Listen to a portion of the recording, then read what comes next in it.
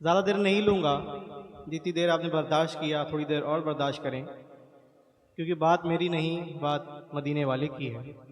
हम और आप की पहचान आज उन्हीं के नाम से है। आज लोग मुझे जानते हैं तो उनके नाम से।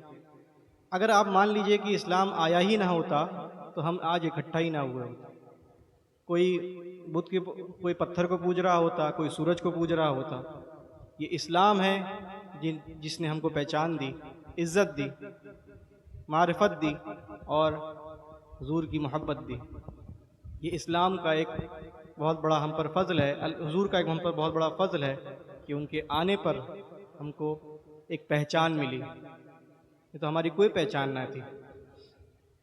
हमारे दिलों की मिसाल उस दरख्त, उस पेड़ की तरह है जो अपने मकान मालिक से कहे, तमसीलन भी बात मैं आपसे कह रहा हूँ, मिसाल के तौर पर ये बात कह रहा हूँ कि अपने मकान मालिक से एक पेड़ कहे कि तुम रोज़ तो कभी तुम बिरयानी खाते हो, कभी तुम कोई सब्ज़ी खाते हो, कभी तुम हलवा खाते हो और मुझे सिर्फ पानी देते हो।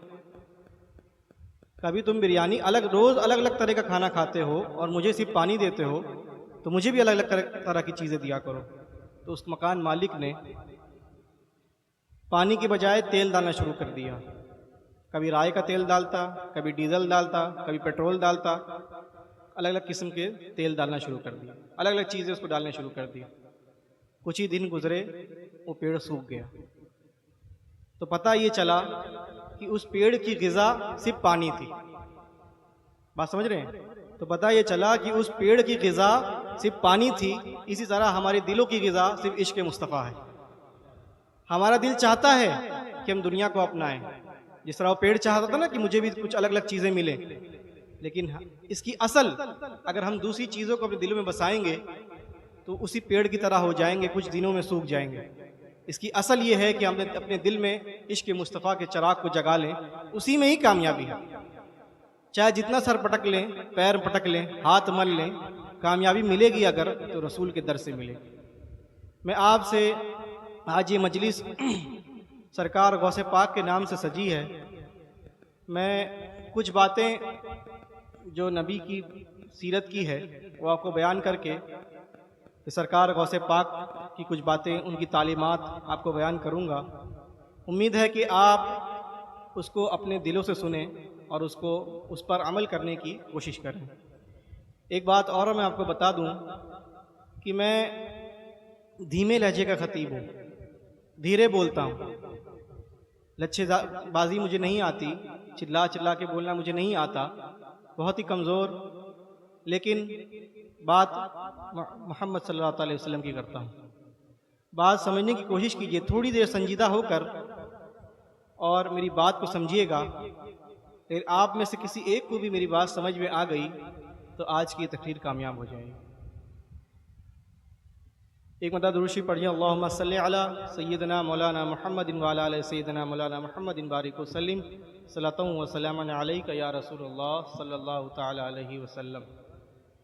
अल्लाह तबारक व तआला कुरान मुक़द्दस में इरशाद फरमाता है, कुल इन कुंतुम तुहिब्बुनल्लाह फत्तबिऊनी युहब्बिबकुमुल्लाह, कि ए मेरे महबूब आप लोगों से कह दीजिए कि ए लोगों, अगर तुम चाहते हो कि अल्लाह तुमसे मोहब्बत करे, फत्तबिऊनी, मेरी इत्तिबा करो, यानी मोहम्मद सल्लल्लाहु तआला अलैहि वसल्लम की इत्तिबा करो, युहब्बिबकुमुल्लाह, अल्लाह तुमसे मोहब्बत करेगा।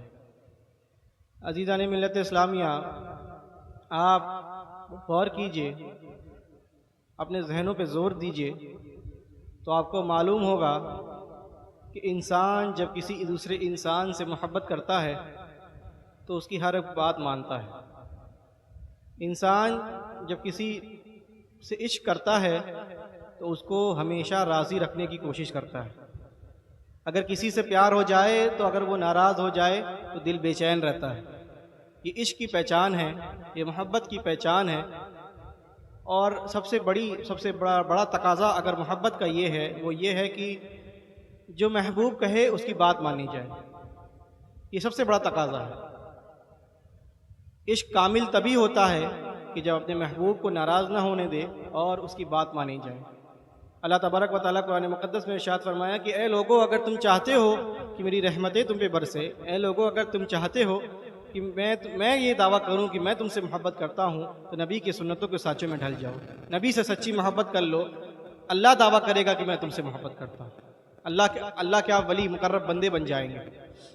अल्लाह तबारक व तआला ने, मेरे नबी ने इरशाद फरमाया, ला युमिनु अहदुकुम हत्ता अकुना अहब्बा इलैहि मिन वालिदिही व वलदिही वन्नासी अजमईन, कि ए लोगो, तुम में से उस वक्त तक कोई मोमिन नहीं हो सकता जब तक अपने वालिदैन, अपनी औलाद और हर इंसान से ज़्यादा मुझसे ना मोहब्बत करे।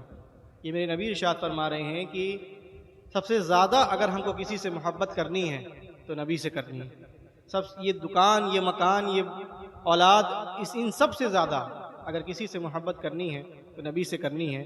आज हम और आप देखें कि हम कितने, हमारा मयार क्या है, हम कितने पानी में खड़े हैं। हम जो नबी से मोहब्बत का दावा करते हैं, क्या वो मोहब्बत कामिल मोहब्बत है कि उसमें कुछ कमी है? आप ये गौर कीजिए। और एक बात और मैं ये बात कहना चाहता हूँ, उन जालिमों से कहना चाहता हूँ जो अपने आप को जालिम समझता है, वो सिर्फ सुने, वो समझे कि जो ये बैनर हटवा रहे हैं आई लव मोहम्मद के, जो जालिम है वो सुने, वो समझे, जो जालिम नहीं है वो ना सुने। जो ये बैनर हटवा रहे हैं आई लव मोहम्मद के, केस कर रहे हैं और परेशान कर रहे हैं, बैनर तो हटवा दोगे, ये परचम तो हटवा दोगे, लेकिन दिल में जो इश्क मुस्तफ़ा जग रहा है उसको कैसे हटाओगे, वो कैसे निकालोगे? तो मैं ये कहना चाहता हूँ कि चाहे बैनर हटवा लो, चाहे ये परचम हटवा लो, लेकिन दिल में आई लव मोहम्मद लिखा रहेगा, मरते दम तक ये आई लव मोहम्मद लिखा रहेगा। लेकिन ये अब मैं आपसे ये कहना चाहता हूँ कि आई लव मोहम्मद जो कहते हैं, तो ये लव का जो है, ये लव कामिल है, ये अधूरा है, कि इस प्यार में कमी है या प्यार ये कामिल है? प्यार कामिल तो तब होता है, जैसे मैं आपको मिसाल के तौर पर बयान किया, कि प्यार कामिल तब होगा जब अपने महबूब की हर बात मानी जाए, जब अपने महबूब को राज़ी रखा जाए। प्यार कामिल तभी होता है, मोहब्बत कामिल तभी होती है जब अपने महबूब को राज़ी रखा जाए, अपने महबूब को नाराज़ ना होना दिया जाए। इसी तरह हज़रत अबू बकर सिद्दीक़ एक जंग में शरीक हैं, साथ ही में